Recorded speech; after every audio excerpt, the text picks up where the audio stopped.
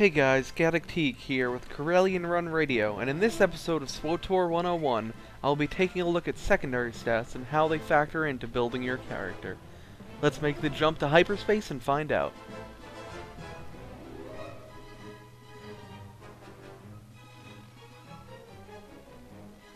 If you watched my video on main stats, you're already familiar with the character sheet. If you take a look at the bottom half, you will see a drop-down menu. This menu lists all the different categories that your stats factor into. Listed, you should see either ranged or melee, tech or force, defense, and PvP. You will also see that there are two different drop-downs, so you can view two of these categories at a time. First, we'll take a look at the ranged melee drop-down menu. Depending on your advanced class, you will have one or the other. First on this list is weapon damage, with your main hand weapon, and then weapon damage with your offhand weapon, if your class has one. The number listed is the damage each weapon will do, and is the combination of base weapon damage you receive from your equipped weapons, and your total bonus damage, which is listed next. Bonus damage is the combination of any primary stat that contributes to your damage type. In this case, both aim and cunning contribute to the range damage boost of my smuggler. Also included are the contributions from the secondary stat power, any increase received from raid buffs, or any other external sources. The number inside the parentheses is the raw total of that stat on all your gear, plus the base value your character gets for being whatever level it is, plus any other mitigating factors such as datacrons. In this case, my smuggler has 147 aim, 2003 cunning, and 992 power. The number after the colon is the actual amount of bonus damage you will receive from the given stat. In this case, having 2003 cunning increases my total damage by 400. This number is calculated against a target without defenses, so this isn't the actual increase in damage you'll see.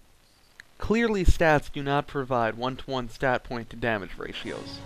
But unlike in other games, primary stats do not provide more bonus damage per point than pure power. This does not mean that you should prioritize taking power over your main stat, since your main stat also provides a crit bonus, but power will give you more raw damage. Because of this, stacking your primary stat is not as effective as in other games. The next stat we'll be taking a look at is accuracy. Accuracy determines your ability to hit targets you're attacking. For healers, this stat does nothing, and you should avoid it like the plague. You don't need to hit your friends in order to heal them. This is a stat of much controversy, and I will try to be very simple with my analysis. If you have 100% accuracy, you will always hit. Accuracy above 100% will penetrate enemy defenses. This does not mean you gain armor penetration, it just means that you'll be shielded and dodged less. In PvE this means nothing, but in PvP it will help you kill opposing tanks, but has little applications otherwise. It's nice that they gave you something for going over the hard cap, but it's very limited. The real question seems to be, is getting 100% accuracy really worth it? Without very good combat parsers, it's really hard to tell. Most of the data I've seen tends to suggest that accuracy really isn't worth it. Personally, I hedge my bets and stay close to 100% accuracy, but I don't go out of my way to get 100% hit. Next in the list you'll see crit chance. Crit chance is similar to crit chance in other games. It's a pretty common term. It gives you a percentage of time in which your abilities will do extra damage. Listed next you'll see is your critical multiplier, which is the percentage increase in damage you get when you successfully critically hit. The base increase is 50%, but it can be further increased with the secondary stat surge. Next we'll go to the Tech Force tab.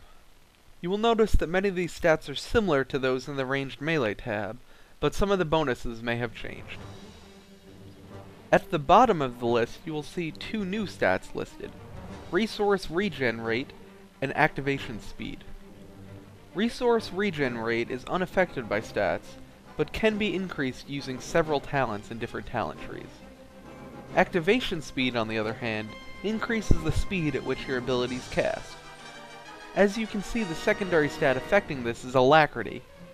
Unlike in other games, though, this does not decrease the internal global cooldown most abilities have. Because of this, it isn't a very good stat in most cases. Check out a guide more focused to your advanced class, but in general, melee classes should not be using Alacrity. Ranged damage dealers can use Alacrity to some extent, but it's not an excellent stat. And healers benefit from Alacrity a lot, but it's usually up to a cap. Like I said, for more info, check out a guide for your advanced class. The third category listed in the drop-down menu is Defense. Depending on your specs, some of the options shown here will not appear, such as Shield Chance and Shield Absorb. Health is a pretty well-known term, but for those of you who are new to gaming, health is the amount of damage your character can take before dying. You can increase your health by increasing the amount of endurance you have on your gear. Armor rating determines the damage reduction applied to all incoming kinetic and energy attacks. Armor is present on all gear and is dependent on the armor type as well as the armoring placed in the armoring slot of gear. On this character, you can see that the 7,435 armor provides her with a 40.77% damage reduction. This is added to the 6% defensive bonus from the Guardian talent Guard Stance for a total of 46.77% damage reduction. Internal and elemental damage has a base 20% damage reduction and cannot be reduced further by armor, making these attacks great for attacking tanks in PvP.